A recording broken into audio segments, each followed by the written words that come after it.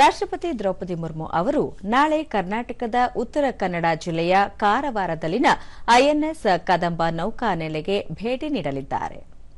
ಗೋವಾ ಮೂಲಕ ಕಾರವಾರಕ್ಕೆ ಆಗಮಿಸಲಿರುವ ರಾಷ್ಟ್ರಪತಿ ಅವರನ್ನು ರಾಜ್ಯಪಾಲ ಥಾವರ್ಚಂದ್ ಗೆಹ್ಲೋಟ್ ಮತ್ತು ರಾಜ್ಯ ಸಚಿವರು ಸ್ವಾಗತಿಸಲಿದ್ದಾರೆ. ನೌಕಾನೆಲೆಯಲ್ಲಿ ದ್ರೌಪದಿ ಮುರ್ಮು ಅವರು ಜಲಾಂತರ್ಗಾಮಿ ನೌಕೆಯಲ್ಲಿ ಸಂಚಾರ ನಡೆಸಲಿದ್ದಾರೆ. 2006ರಲ್ಲಿ ವಿಶಾಖಪಟ್ಟಣಂನಲ್ಲಿ ಆಗಿನ ರಾಷ್ಟ್ರಪತಿ ಎಪಿಜೆ ಅಬ್ದುಲ್ ಕಲಾಂ ನೌಕಾನೆಲೆಯ ಜಲಾಂತರ್ಗಾಮಿ ನೌಕೆಯಲ್ಲಿ ಸಂಚಾರ ಮಾಡಿದ್ದರು. ದ್ರೌಪದಿ ಮುರ್ಮು ಅವರು ಜಲಾಂತರ್ಗಾಮಿಯಲ್ಲಿ ಸಂಚರಿಸುವ ಎರಡನೇ ರಾಷ್ಟ್ರಪತಿ ಎಂದು ಗುರುತಿಸಿಕೊಳ್ಳಲಿದ್ದಾರೆ.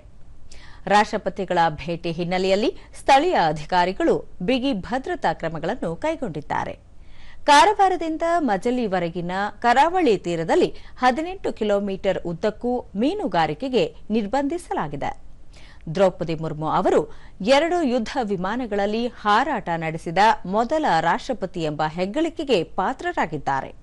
ಇದೇ ವರ್ಷ ಅಕ್ಟೋಬರ್ 29ರಂದು ರಫೇಲ್ನಲ್ಲಿ 2023ರಲ್ಲಿ ಸುಖೋಯ್ 30 MKI ಯುದ್ಧ ವಿಮಾನಗಳಲ್ಲಿ ದ್ರೌಪದಿ ಮುರ್ಮು ಹಾರಾಟ ನಡೆಸಿದ್ದರು.